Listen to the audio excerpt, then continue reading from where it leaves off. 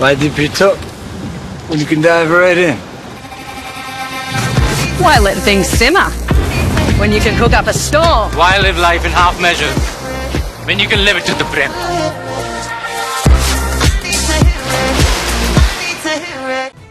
తెలంగాణకు పెట్టుబడులు కేంద్రం నుంచి నిధులపై బీఆర్ఎస్ కాంగ్రెస్ నాయకుల మధ్య వార్ నడుస్తోంది. తాము మైక్రోసాఫ్ట్, అమెజాన్ సహా వేల కోట్ల విదేశీ పెట్టుబడులు తెస్తే సీఎం రేవంత్ ఏమో అవినీతి కేసులు ఎదుర్కొంటున్న అదానీతో ఒప్పందాలు చేసుకున్నారని కేటీఆర్ విమర్శించారు. అయితే రాష్ట్రంలో పరిశ్రమలు రాకుండా బీఆర్ఎస్ కుట్రలు చేస్తోందని కాంగ్రెస్ పార్టీ ఎంపీలు కౌంటర్ ఇచ్చారు.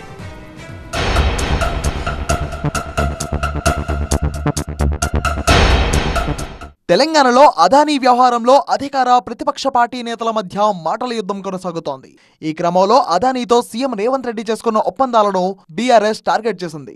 రాహుల్ గాంధీ సీఎం రేవంత్ రెడ్డికి మొట్టికాయలు వేయడంతో అదానీ స్కిల్ యూనివర్సిటీకి ఇచ్చిన 100 కోట్లు తిరస్కరించాడని, అసలు 12,400 కోట్ల ఒప్పందాల సంగతి ఏమిటో చెప్పాలని కేటీఆర్ నిలదీశారు.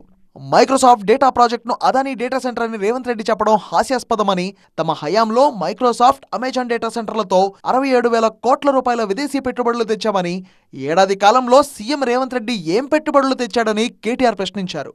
ఈడీ కేసు కోసం రేవంత్, అతని మంత్రుల్లా అదానీ కాళ్లు పట్టుకోలేదని కేటీఆర్ విమర్శించారు. రేవంత్ కోహినూర్లో అదానీ కాళ్లు పట్టుకున్నట్టు తామేనాడు చేయలేదన్నారు. అదానీ ప్రాజెక్టులకు నాడు కేసీఆర్ రెడ్ సిగ్నల్ వేస్తే నేడు సీఎం రేవంత్ రెడ్డి అదానికి రెడ్ కార్పెట్ వేస్తున్నారని కేటీఆర్ విమర్శించారు. హైదరాబాద్లో ఉండే సానుకూల పరిస్థితులు వివరించి, ఇక్కడి ప్రభుత్వం యొక్క మంచి విధానాలు వివరించి మొత్తం 31,000 కోట్ల పెట్టుబడి మైక్రోసాఫ్ట్ డేటా సెంటర్లు వాటికి మేము సాధించాం. మైక్రోసాఫ్ట్ వచ్చిందంటే తర్వాత అమెజాన్ వచ్చింది, అది ఇంకా 36,000 కోట్ల పెట్టుబడి, $4.7 బిలియన్ పెట్టుబడి. ఇవి రెండు మా ప్రభుత్వంలో అత్యధిక ఎఫ్డిఐ, రెండు కలిపితేనే 67,000 కోట్లు. అంటే ఇది మా ప్రభుత్వం సాధించిన ప్రగతి. నేను దాచుకున్నాను, నీళ్ళక 4 గంటలు రహస్య సమావేశాలు చేసినా, లేకపోతే చీకట్లో పోయి కోహినూర్ రోడ్ల కాలు పట్టుకున్నాను, బరాబర్ దావోస్లో కలిసినాం. తర్వాత ఏం చేసినాం, ఒక ప్రపోజల్ ఇచ్చిండు, యోగి ఈ పని చేసినాం మేము. KCR rejects Adanis offer.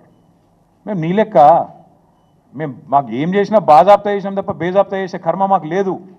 అదానీని మేము ఎన్నడూ ఎంకరేజ్ చేయలే. మేము రెడ్ సిగ్నల్ చూపెట్టినాం, నువ్వు రెడ్ కార్పెట్ వేస్తున్నావు, ఇది వాస్తవం. కేటీఆర్ సీఎం రేవంత్ రెడ్డి టార్గెట్ గా చేసిన విమర్శలపై కాంగ్రెస్ ఎంపీలు రియాక్ట్ అయ్యారు.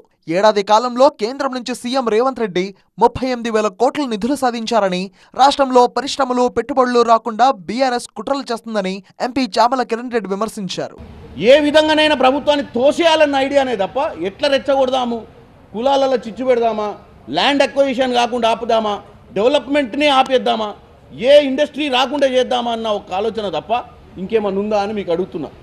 రాష్ట్రంలో అభివృద్ధి కోసం, కేంద్రంతో సత్సంబంధాల కోసం సీఎం రేవంత్ రెడ్డి ఢిల్లీ పర్యటనకు వస్తే కేటీఆర్ రాద్ధాంతం చేయడం సరికాదని ఎంపీ మల్లు రవి అన్నారు. బీఆర్ఎస్ హయాంలో కేంద్రం నుంచి సాధించలేకపోయిన అనేక అంశాలను కాంగ్రెస్ ప్రభుత్వం 10 నెలల్లో సాధించిందని, బీఆర్ఎస్ నేతలు సీఎం రేవంత్ రెడ్డిపై నిరాధార ఆరోపణలు మానుకోకపోతే ప్రజలే వారిపై తిరగబడతారని మల్లు రవి అన్నారు. కేటీఆర్ గారు కానీ, హరీష్ రావు గారు కానీ, లేక బీఆర్ఎస్ పార్టీ నాయకులు ఎవరైనా ఎక్కడైనా హైదరాబాద్లో కానీ, ఢిల్లీలో కానీ బహిరంగ చర్చకు రావాలని సవాల్ చేస్తున్నారు. అది కాదు అని చెప్తే మీరు నిర్మాణాత్మకంగా పనిచేయండి. ఇది చివరి హెచ్చరిక. తర్వాత జరిగే ఏ పరిణామాలకైనా వారే బాధ్యులు. ఎందుకంటే మీరు లేనిపోని ఆరోపణలు చేస్తున్నారు.